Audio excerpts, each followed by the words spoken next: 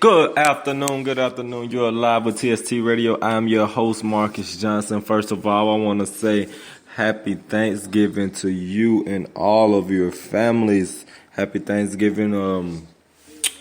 Guys, you just want to remind you to be thankful for all of the great things that you have in your life. Be thankful for your family members that are still here.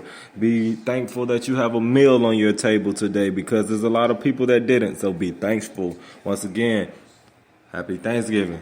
Another holiday, Saturday.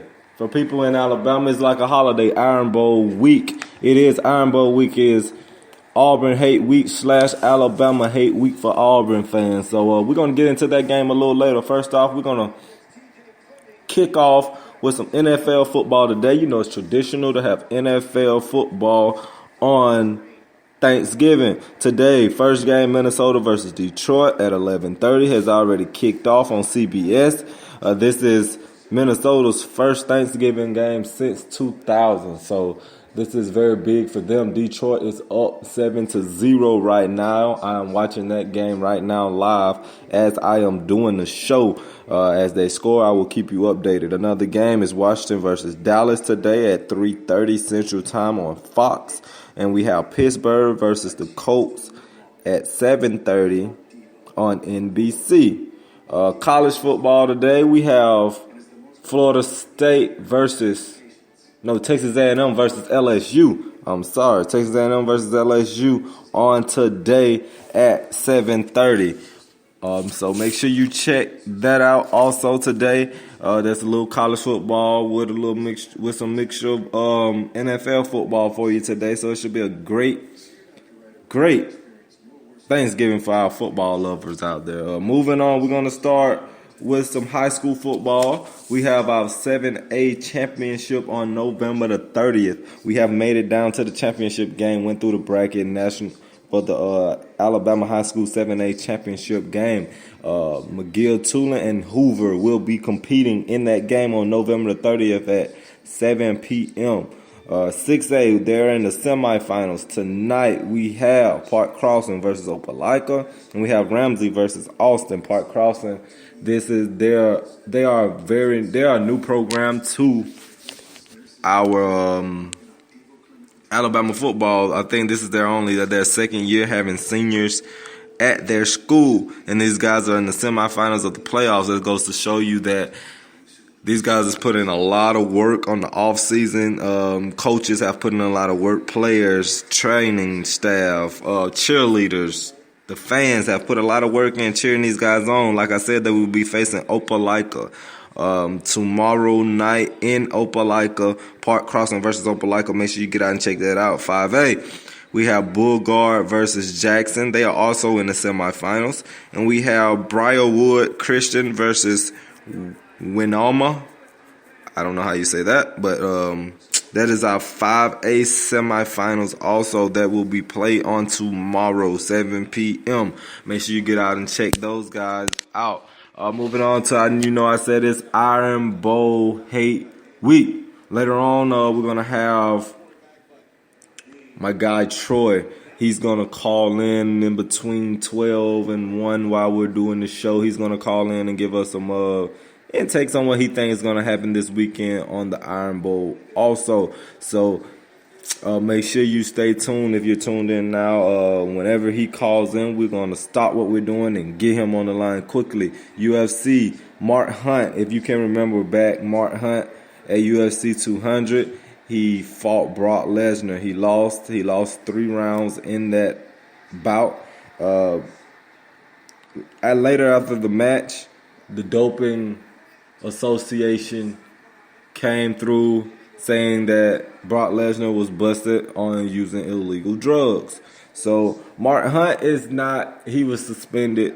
Brock Lesnar was suspended, but Mark Hunt saying that these guys need to have a bigger suspension, a bigger penalty for doing this. He said he's not getting any money out of this. He's turned down 2 fights since then.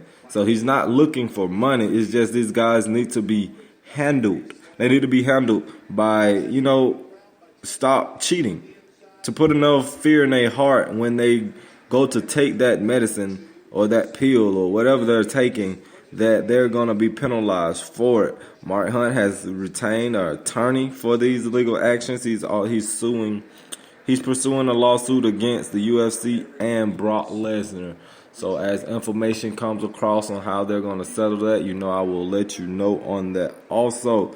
So that is something that I thought that was going to blow over, but I guess it didn't. So Mark Hunt, like I said, Mark Hunt is pursuing a lawsuit versus the UFC and Brock Lesnar for Brock Lesnar's doping violation. He feel like the UFC didn't handle it properly, so he wants to go to trial to get a bigger punishment.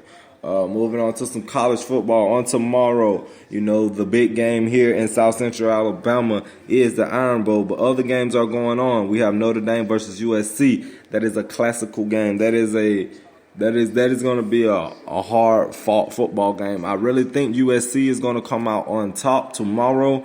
Notre Dame this year haven't impressed me or many people at all, if you want to say that. I thought Kaiser would be one of the top runners for the Heisman on this year. I thought Zaire would be one. If he was the starter, I thought that he would be at the top of the Heisman this year. But neither one of those guys has stepped up to live up to the expectations that I had for them. Neither guy has. That team has not lived up to the expectations as everybody thought that they would coming into this season. Another game, Florida versus Florida State. Florida is coming off a big win versus LSU, a tough, hard-fought win versus LSU. That defense, that dominant defense, once again played a big part in Florida's win on last week. Florida State is going to come in. This is a big rival game. I think Florida's defense will disrupt Florida State. That defensive line is in that secondary. This is a complete defense. This is one of the best defenses in the country. To me, they're one of the best. They're fast. They fly around to the ball. They consider themselves as the DBU. Last week, LSU and Florida was fighting for that title, the DBU. Which school is the DBU school? So I think Florida will come out on top of this game because of defense. Their offense is still shabby. They haven't put it together, but defense will win this game for Florida State. To take a break, like I said, I am right now watching the Lions versus Vikings game. The Vikings just scored on seems to be about a 5-yard run to the running back. The score now is 6-7. Minnesota is lining up to kick the extra point with 40 seconds in the first quarter. This is look like it's going to be a very, very explosive game, high-scoring game as it looks. The extra point is good. The score is now tied at 7-7. This is a very good. This is a very good game. Turned out to be a very good game right here. So stay tuned as we on air. I will be keeping you updated on that score. I know a lot of people still had to work like me. I am at work right now doing this podcast, keeping you guys updated on everything. I'm at work on the clock. Got to make that dollar. Boss man called me in, said you had to get here. So maybe if we can turn this podcast into full time pretty soon, hey, I won't have to do this and I could be available to you guys at all times. But getting back into the show, Michigan versus Ohio State. That is another great one that I am very excited to see. I normally, if you know me, I really don't get into Big Ten football. I'm an SEC guy. SEC guy all around the board. I really think Big Ten games are boring. But Ohio State and Michigan is a game that I tune into every single year. This year, this game has a lot riding on it. We have the number 2 and number 3 team going head-to-head this weekend. This is going to be, like I said, this game is very magnified. This is going to be a hard-hitting football game. I think it's going to be a lot of scoring. I think Michigan will get the edge because they are explosive on defense, offense, and special teams with Peppers returning He's on defense, playing the linebacker position, playing receiver on offense. That guy can contribute in so many different ways, and I think that he will. Not saying this will be a pushover game for Michigan. Ohio State, J.T. Barrett, he will put up his numbers. These guys have some very talented young guys. Weber at the running back position. He's a great tailback. The guy kind of reminds me, he's not an Ezekiel Elliott yet, but I can see him turning into that type of back Ezekiel Elliott was his last year at Ohio State. Not saying what he is in the NFL, but his last year at Ohio State. So this should be a very good game, but like I said, this game will come down to explosive plays.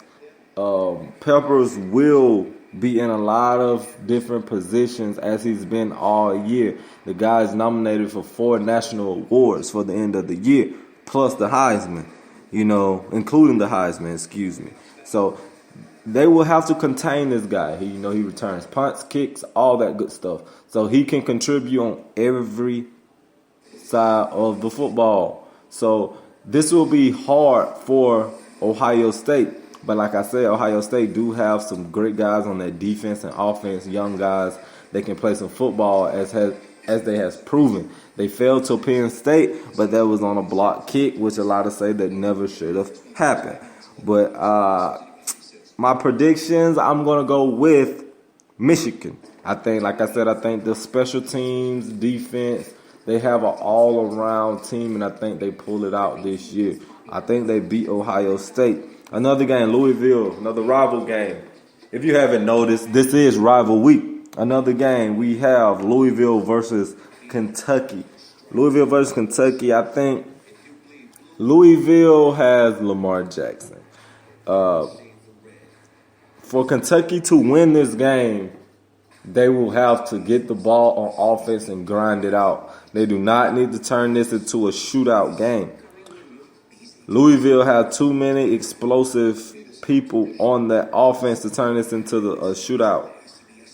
They will need to get the ball. Stoops will need to get the ball on offense. He need to get those guys settled in, hand the ball off the boom, let those guys grind this game out. You're going to hit for some explosive plays, but you want to grind this game out. You want to play tough defense. You want to contain Lamar Jackson. You cannot let him out the pocket. You cannot let him hit you on planned runs and unplanned runs. They're going to run a lot of run-pass options.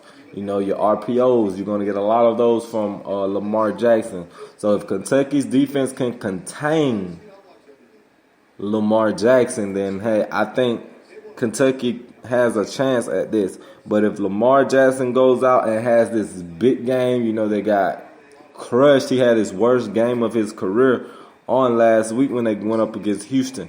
So I know he's coming in for some revenge. He's coming in the rivalry with revenge. Like Drake said, he's looking for revenge. Lamar Jackson is looking for revenge. He's looking for revenge. Like I said, he stunk up the place against Houston. Houston defensive line got after him. That's going to be another thing for Kentucky. Kentucky's defensive line, they will have to make Lamar Jackson uncomfortable, as Houston did on last week. They need to go and turn that film on from Houston if they haven't already. I know they already have turned that film on because Houston dominated them. No one has dominated Louisville like Houston did on last week. So that would be a great film for Kentucky to just study. And defensive, if they watched it, and they will see that defensive line play was a big factor in that game. Defensive line play, they pretty much dominated Louisville's offensive line. If Kentucky can do that, if they can duplicate what Houston did, this will look very bad for Louisville. But, they have Lamar Jackson. I don't see Lamar Jackson coming out having a terrible game as he did on last week.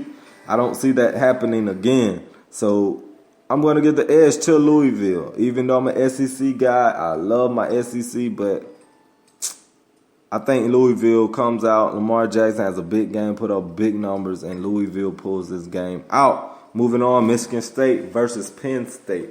Penn State is a team that on the verge of rising right now. They're rising. You know, they beat Ohio State.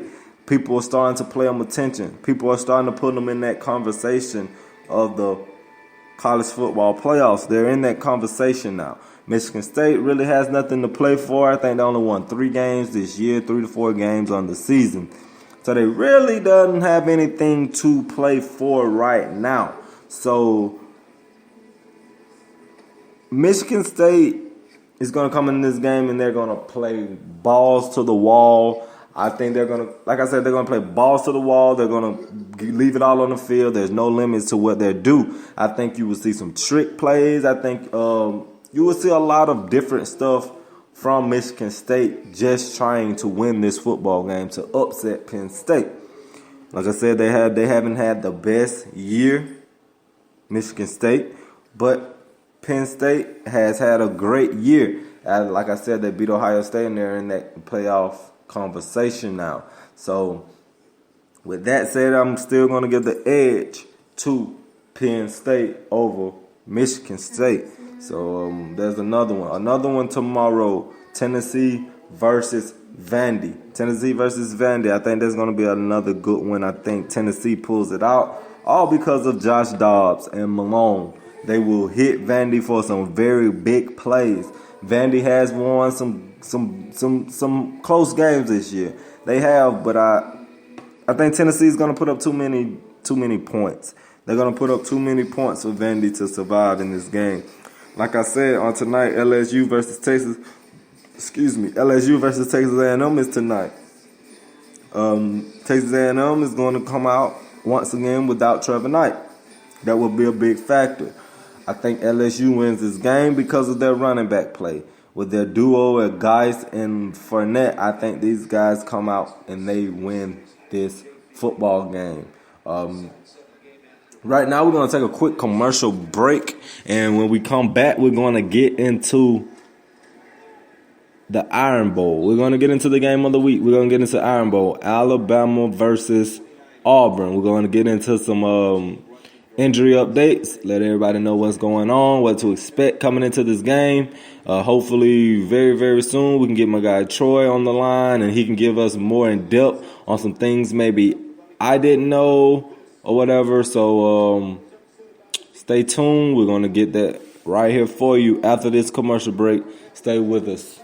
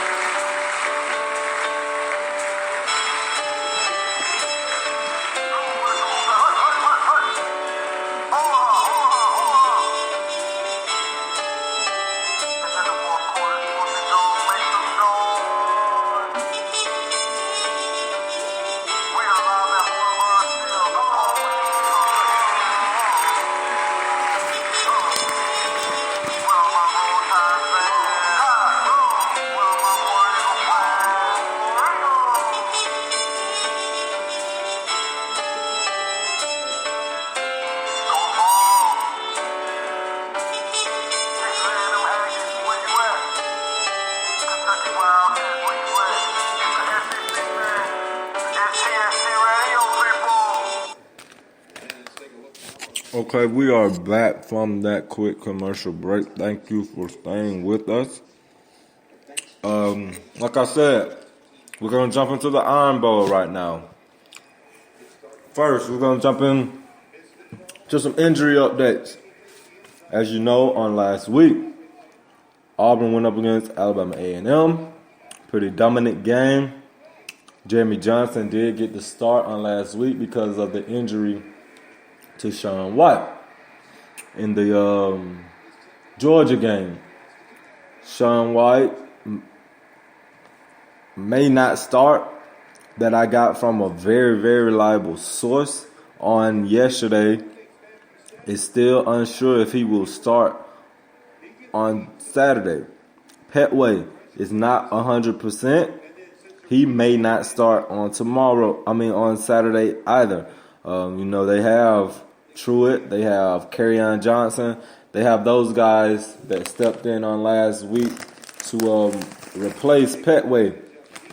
They really don't have a guy with the same power as Petway has, but they try to replace the power with speed. So I know that it's for sure that Petway will play.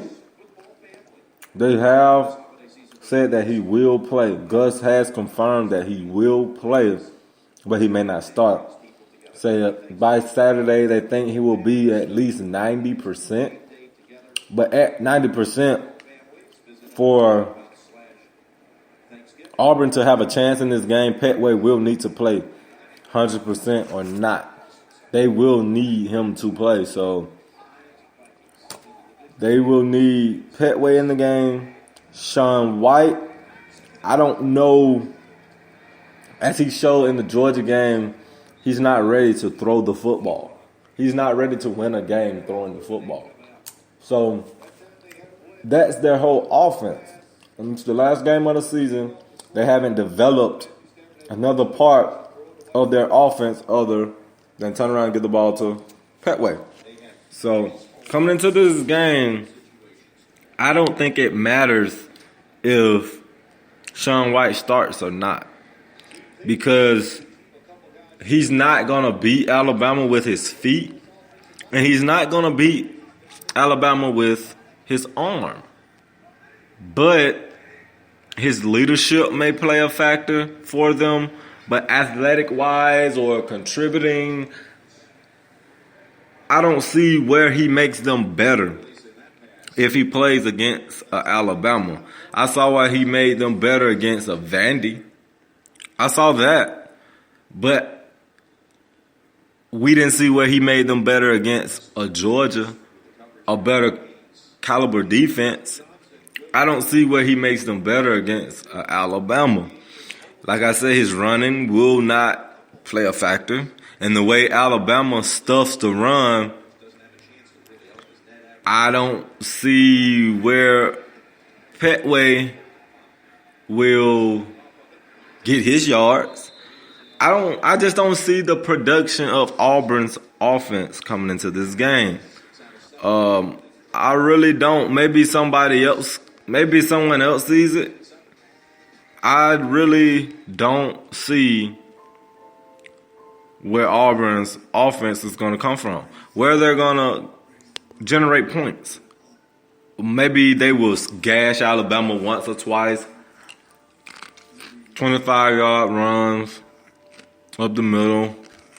They might gash us with a 40-yard pass, blown coverage down the field, if they can get the ball off. I don't think Auburn's offensive line can block Alabama's defensive line. They will have trouble all night trying to block Ryan Anderson, Tim Williams, Jonathan Allen, Darren Payne. They will have trouble all night. Reuben Foster will wreck the backfield. I don't see where these points are going to generate from. Alabama, Reuben Foster was seen at practice. You know he has a left hand injury. He re-injured that on last week against Chattanooga, but seen that practice on yesterday. He had it still wrapped, but it's less wrapped. It's not like a club like you saw on last week. But it's less wrapped, but it's still wrapped. The guy's playing full speed, no worries. Cam Robinson was seen wearing a shoulder brace. He got a little dinged up in last week's game. Also, he was seen wearing a shoulder brace, but he's still in there going full speed. Alabama's practice, from what I've seen, has been very, it's been very physical. Not saying that they're full pass, hidden, taken to the ground. No, you would rarely see that in a Nick Saban's practice.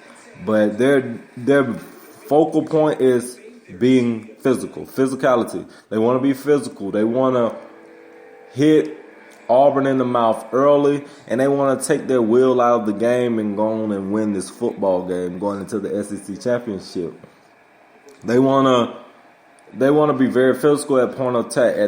It starts with the defensive line. Nick Saban expresses that a lot at practice. I've seen some highlights of practice. He's expressing that a lot. The defensive line, it will need to be physical. Offensive line will need to be physical. We will need to establish the run. We will need to cut down on those turnovers. Jalen Hurts is, ever since the Ole Miss game, like I've been telling a lot of people, Jalen Hurts has averaged 2 turnovers a game. He fumbles one, he throws an interception. We need to cut those out now going into the SEC game, playoffs, championship game, if we make it that far. We need to cut down on those because those could come at a very critical time, like it almost did in the Ole Miss game. But he came back out, let us down in the drive, and we scored a touchdown. But that fumble or that interception could come late in the fourth quarter and cause Alabama the football game. So Jalen Hurts needs to protect the ball more. He needs to get that clock in his head. He needs to get it off. Because they will be going up against a very good defense. They will be going up against a very good defense this week, not to take anything away from Auburn. Their defense has played stellar this year. Their defense has played stellar. Montravius Adams, he will be a big factor. Carl Lawson, he will be a big factor.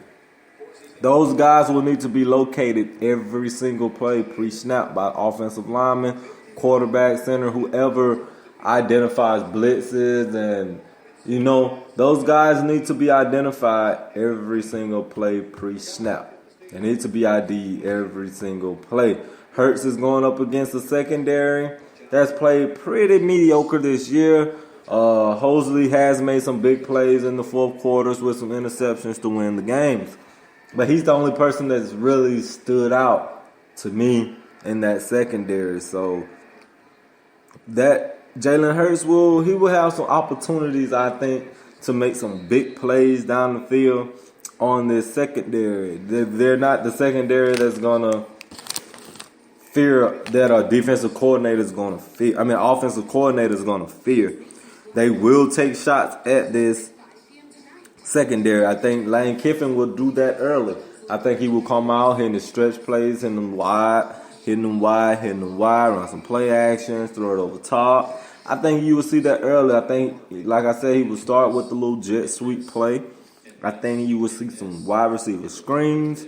You will see some running. You will see the running back get a lot of touches early, I think. Then I think that will set us up for Jalen Hurts to hit downfield, and I think you will see that a lot. You will see that a lot in this game. I think you will see Calvin Ridley have a big game. O.J. Howard, I think he will play a factor in this game. Ardarius Stewart, Cam Sims, I think they will work on spreading the ball around a lot more now that we're going into the postseason. After this game, like I said, this last game of the season, rival week. So it will be very big for Alabama to get their passing game a little better going into the postseason. Because going up against Florida in the SEC championship, Florida has a very great secondary, and we will need to polish up our passing versus a pretty, going up against a great secondary. We would need to polish up. We need to take this game to polish up on some things. Jalen Hurts going through his reads a lot faster, getting the ball out of his hand a lot faster. Florida's defense is a hell of a lot faster than what we've played on this year, than a lot of teams we played on this year. Their defensive line is a hell of a lot better than some teams we have played this year. But I think Auburn has the best defensive line that we have seen all year long, and that we're gonna see all year long. Alabama, and this will be a very defense. This will be a defensive game. I think it will be a close game, defensive game. Alabama coming in as a big favorite. Alabama's averaging 40.3 points a game, allowing 11.4 a game, 477.6 yards on the season, average 227.8 passing yards, and 249.8 rushing yards, allowing 252 passing yards, allowing 252 per game rushing, and 183.7 passing.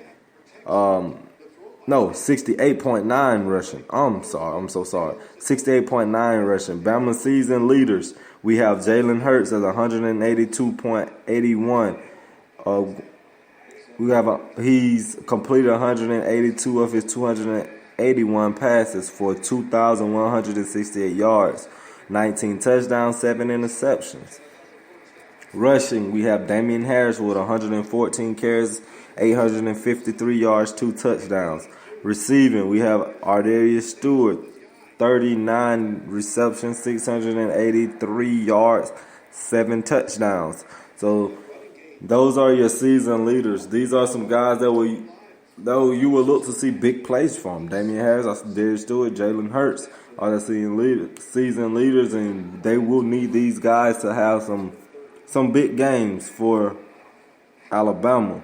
Auburn, they're coming in averaging 34.1 points per game, allowing 14.3 a game. They have 473.5 total yards on the season, 175.7 passing, 297.8 rushing, allowing 334.5 per game. 216.8 of those are passing, 117.7 of those are rushing yards.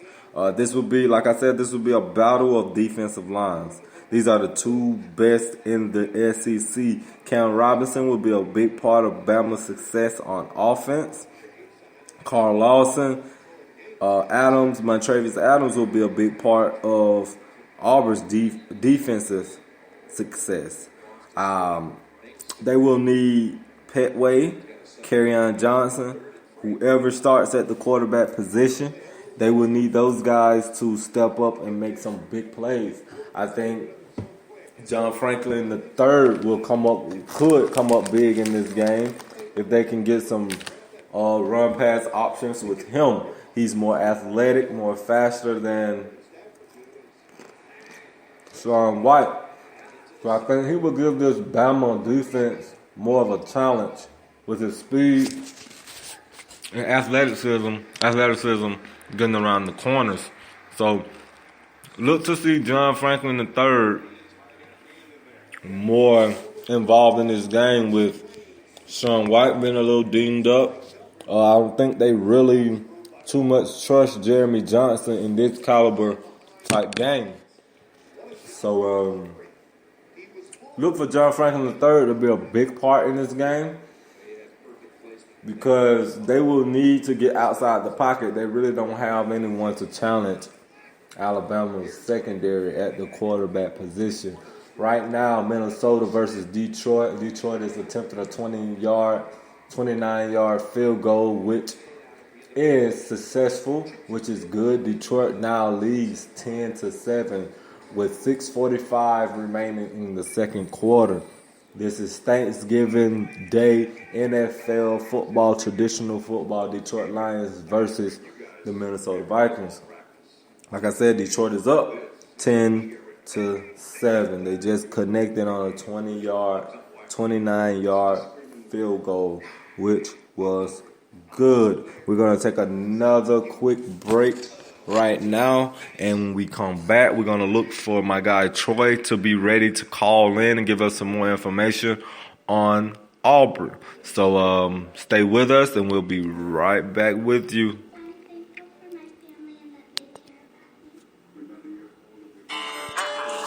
Sports.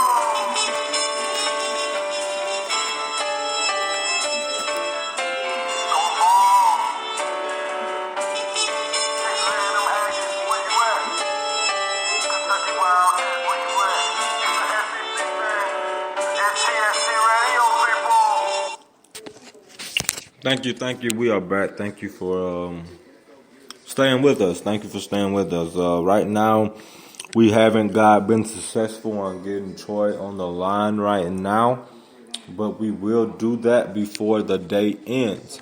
So that ends our show for today. We will, when we get him on the line, we will come back and let you hear that interview live with my guy Troy. He's a great Auburn insider. He's going to give us some great inside news. So stay with us, stay tuned. We're going to get that back up. But this concludes our show for today. I want to thank you for tuning in. You are the best. This is True Sports Talk Radio. I'm your host, Marcus Johnson. Thank you.